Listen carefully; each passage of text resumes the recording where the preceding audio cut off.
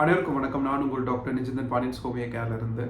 இன்னைக்கு நம்ம பார்க்க போகிறது ஆண்களின் விதைப்பையில் ஏற்படும் கட்டிகளை பற்றி நம்ம பார்க்க போகிறோம். இது பொதுவாக 2 வகையை நம்ம பிரிக்கலாம். முதல் வகை வந்து எபிடடைமஸ் சிஸ்ட், இரண்டாம் வகை செபேசியஸ் சிஸ்ட் அப்படின்னு. இது தனித்தனியாக கூட வரலாம், இல்லை இரண்டுமே சேர்ந்தும் கூட சில பேர்த்துக்கு கட்டிகள் அது வரலாம். சரி, எபிடடைமஸ் சிஸ்ட்னா என்ன அப்படின்னு பார்த்தோம்னா, ஆண்களுடைய விதைப்பைக்கு முக்கியமாக விதைக்கு பின்னாடி வந்து ஒரு எபிடடைமஸ் அப்படி ஒரு டியூப் இருக்கும். அது வந்து ஆண்களுடைய விந்தணுக்களை உற்பத்தி பண்ணுறதுக்கும் உயிரோடு வச்சுக்கிறதுக்கும் அதை வந்து டிரான்ஸ்போர்ட் அதை நீந்து செல்றதுக்கும் ஒரு முக்கியமான பங்கு வந்து அது வகிக்குது. இதில் ஏதாவது தடைப்பட்டுச்சு அப்படின்னா அது வீங்கி அது கட்டியாக வரும். இது வந்து கேன்சர் இல்லாத கட்டிகளாக தான் இருக்கும், வலி இல்லாத கட்டிகளாக தான் இருக்கும். இரண்டாவது வகையை பார்த்தோம்னா செபேசியஸ் சிஸ்ட்.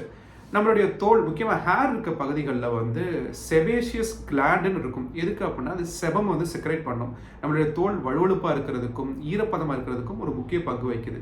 இதில் தடைப்பட்டுச்சு அப்படின்னா அது கட்டியாக மாறி இந்த செபேசியஸ் சிஸ்ட் மாதிரி தொந்தரவுகள் கொடுக்கும். இது பொதுவாக வந்து இதுவுமே வந்து நான் கேன்சரஸ் தான், வலி இல்லாமல் தான் இருக்கும். ஆனால் சில பேருக்கு இன்ஃபெக்ஷன் ஆயிருந்துச்சு அப்படின்னா அது சிவந்து வலி கொடுக்கறது கூட வாய்ப்புகள் இருக்குது.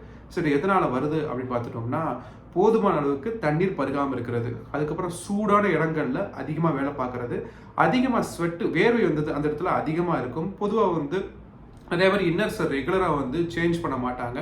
ஒரே மாதிரி உள்ளாடைகளை அடிக்கடி உடுத்துறது, சரியாக ஏற்கனவே சொன்ன மாதிரி அதிக நேரம் வந்து வெப்பத்தில் இருக்கிறது. இந்த 2 வீலர் மார்க்கெட்டிங்கில் இருக்கவங்களாம் வந்து அதிகமான இருசக்கர வாகனத்தில் அதிகமாக பயணம் பண்ண வேண்டி இருக்கும்.